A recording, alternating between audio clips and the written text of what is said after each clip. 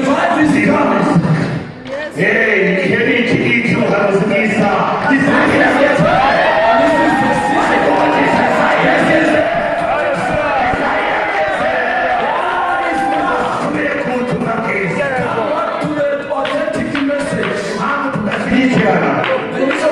support one another. Speak the same language. When we trade one another.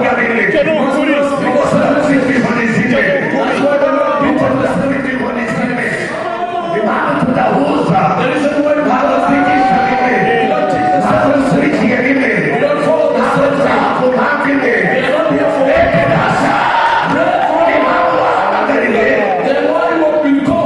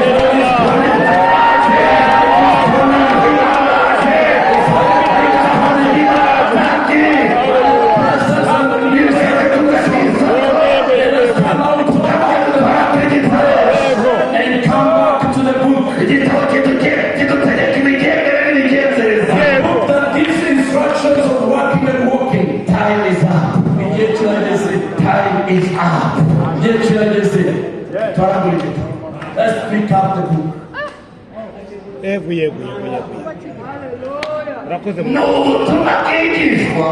This is the message preached that can bring together different hearts. It is the message preached that brings the heart that cannot ever connect. It is the message preached that can bring one region to come one religion. this. I am not degraded. I'm scared.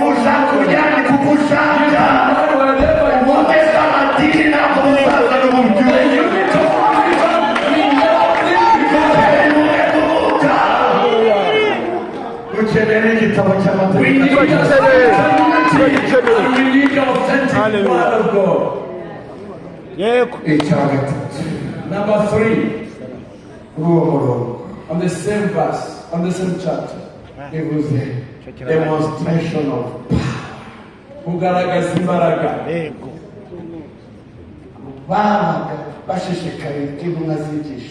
They devoted themselves to the doctrine of apostles. They had one accord.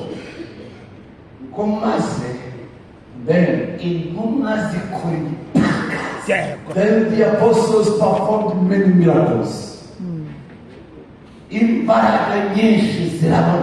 The power of God manifested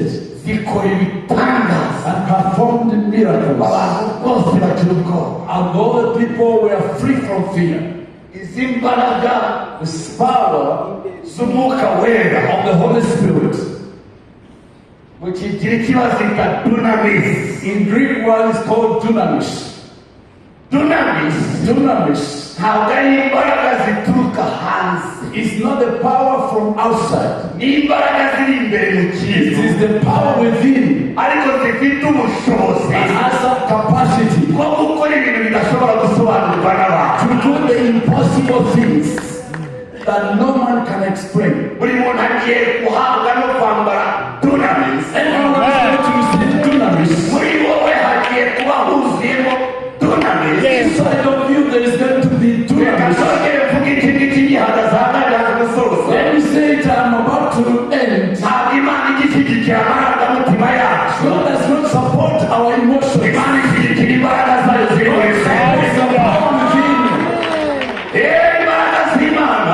power of God is not to accomplish what we desire.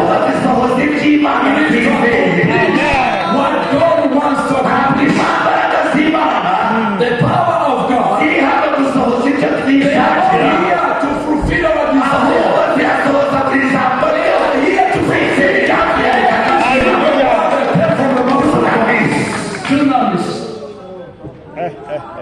Amen. I'm about to end. Give glory to Jesus.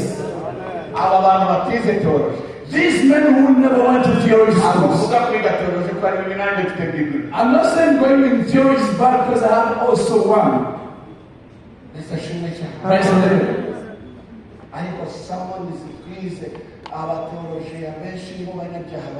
But if someone is started from theology, theologians are most sinful people. There is a doctor who ministered to us and was a drunkard man. In a Bible college. And he will explain the Bible in a very powerful way. And go back and drink. And drink. Yes.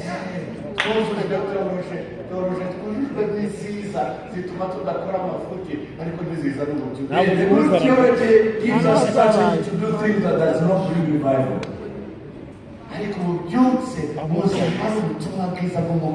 The revival comes by the good news and the Spirit of God behind it. These fishermen, these people were robbers in the market. This who has no any name.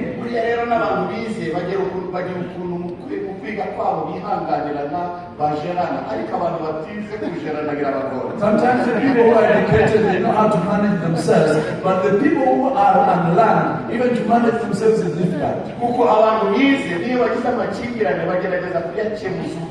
Even when these people who are educated, when they have conflicts, they find a way to solve it. But those who are not learned, who are not educated, everything is by force. Everything is war. We have to fight.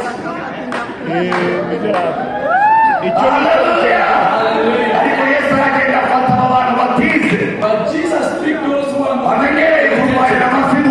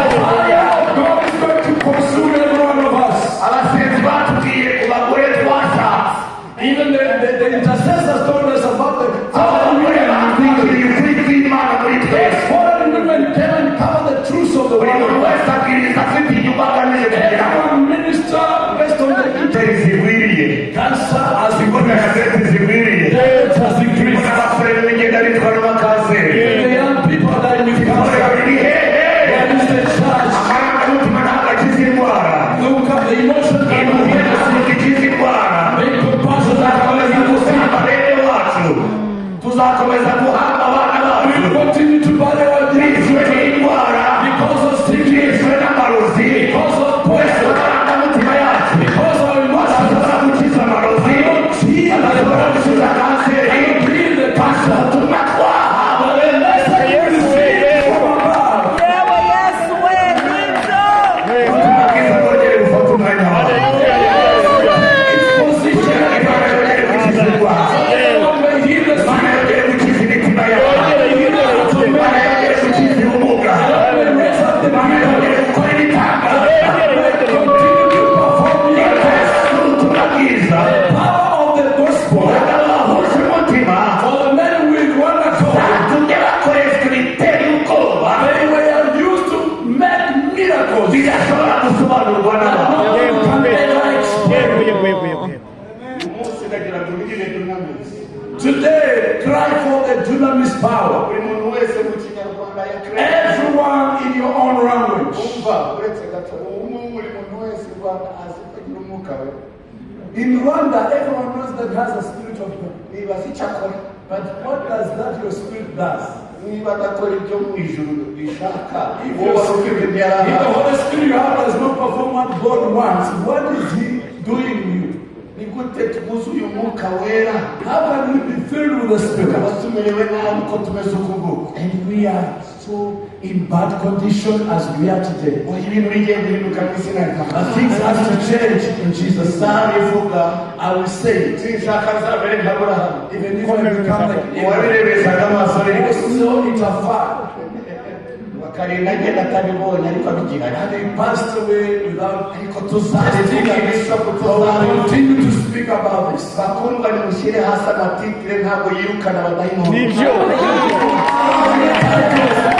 amatitire ntabwo asengera satani Your titles does not cast out demons. amatitire ntabwo asengera satani Your titles cannot break intebe z'imbere ntabwo zirukana umupfumu Your titles cannot cast out intebe z'imbere ntabwo zirukana uburozi mu bazima Your titles cannot take away witchcraft. ariko imbaraga z'ubuzima bwiza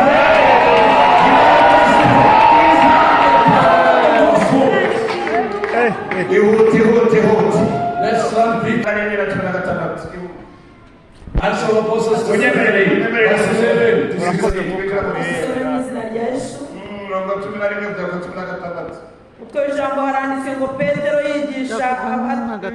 yigisha abateranijwe no kureba uwakijijwe. Agifashe Petero na Yohana, abantu bose birukankira kuri bo, bateranira ku ibaraza ryitwa irya Salomo bumiwe cyane.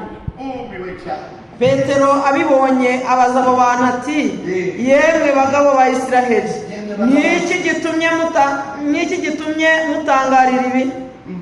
Mudutumbirira iki nk'aho ari imbaraga zacu cyangwa kubaha Imana kwacu biduhaye kumugendesha? Imana ya Aburahamu na Isaka na Yakobo ariyo Mana ya ba sogokuruza yashimishije umugaragu wayo Yesu uwo mwatanze mukamwihakanira imbere ya Pilato amaze guca urubanza amaze guca urubanza rwo kumurekura ariko mwihakana uwera kandi umukiranutsi musaba ko babohorera umwicanyi nuko wa mukuru w'ubugingo muramwica ariko Imana iramuzura natwe turabagaho wo guhamya ibyo kandi uwo mureba kandi muzi kuko yizeye izina ry'uwo niryo rimuhaye imbaraga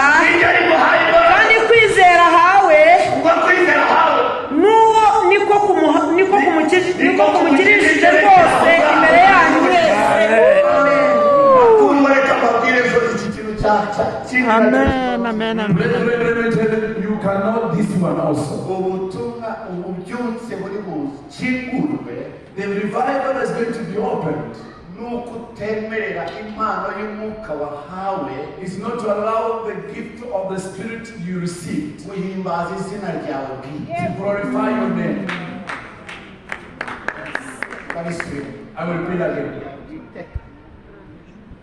ububyutse burongera gukingurwa. The revival is going to be opened Nuko buri wese muri twe, when each and every one of us, uwo muhanuzi w'intumwa whether you are apostle, prophet, teacher, or whatever, ugukoreshwa n'Imana kukurimo, for you God to use you, all the ari power is in you. bugendere n'agato ko guhimbaza izina ryawe. You yego will not allow that work God is using you to ahubwo glorify your name. ugahimbaza izina rya Yesu.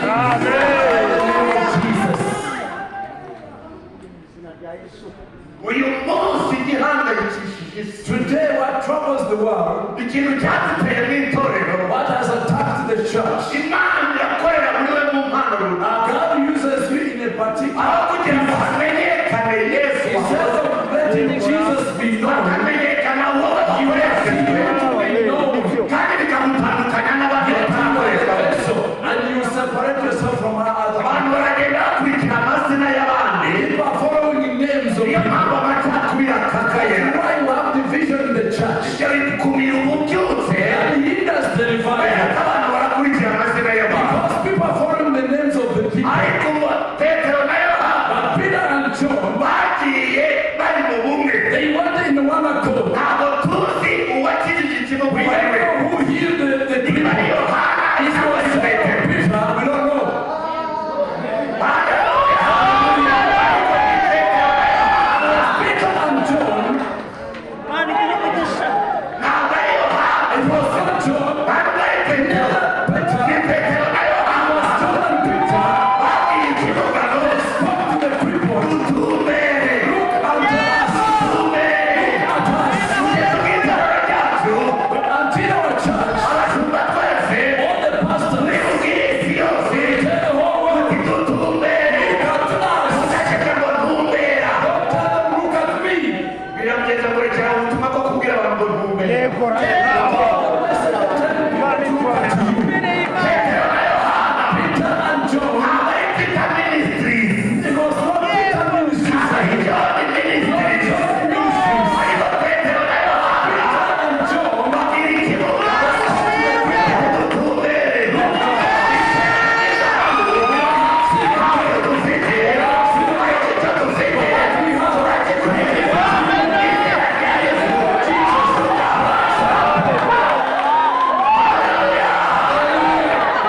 Ububyutse ntabwo buri buzanwe na Boda Ministries. Yego the ra. rest will come with a border ministry. Burazanwa na Petero na Yohana. Aho.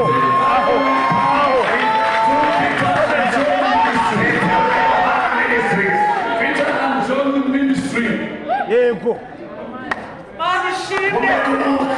The spiritual unity, Imbaraga z'Imana. the power of God. Ntabwo zahimbaje Petero. They never glorified Ntabwo Peter. zahimbaje They Yohana. never glorified John. Abantu babonye When people saw them, baraza bose bakusanya they came together. ngo barabitegereza. They stared at them Barabatinya. and they were scared. Babatumbera bababwira And ngo they were saying, Men of God. N'abagabo Ko b'Imana, mukomeye cyane. you are Ko powerful. muri intwari cyane. You are heroes. Petero arababwira ngo murekeraho. And Jesus said, stop. Kuki mwizeye ko ari imbaraga zacu? Yego.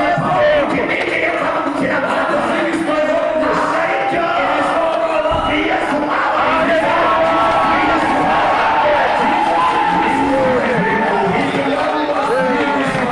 Kandi niwe yizeye. And he has believed in him.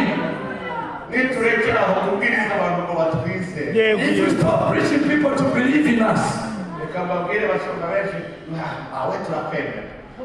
listen, some people say we believe in you. Reka mbabwire, Let me tell you, mugiye y'ubwoya. you have believed in me because you have seen me. Ariko nemewe n'Imana I kera. have believed in you before. Ntabwo nkenewe kwemerwa I n'abantu. don't need to be believed by Niba people. ndimo kwemerwa n'abantu mbonye ishyaka. If I am to be believed by Hey, people, brother. it's Niba tubwirizwa ngo twemerwe n'abantu kanaka we turamwemera. if we preach for people to believe in Niba us, ategerera bakanga no So who are you to believe in? ende umuntu umushingiye ku ki How can you believe a man? imana kumwemera amushingiye ku How you don't believe that man? naho Remove the titles and imana z'imana ntizimanuka when the power of God comes, zihimbaza izina ryayo glorify the name of Jesus. zihimbaza izina ryayo Glorify the name of Jesus. izina rimwe gusa We have been given one name. icyanyuma The last one. somera nshuti yanjye we Lead my friend. yakoze mu mwaka wa 2005 Acts of Apostles chapter 4 verse 7. Some mu izina rya Yesu. Kane karindwi. abaririmbyi mujye mube muza hano tugiye kuramya gusa Worshippers, we can umwanya muto twakira n'imigisha be able to be worshiping. umutima wanjye Dusome mu izina rya Yesu. umutima wanjye ufungutseho 1%. My heart is open 1%. Babata hagati barababaza bati barababaza bati ni imbaraga ki imbaraga ki cyangwa n'izina cyangwa n'izina ki byabateye gukora ibyo. yabatera uburekere aho ngaho maze usimbuke ujye ku murongo wa 13. Jump and go on verse 13 of chapter 4 ariko reka Acts of tumaze Apostles. kusobanura aha ngaha Let me explain first this grace. nyuma y'icyo yohana na petero barabafata babata hagati After that, John and Peter were arrested.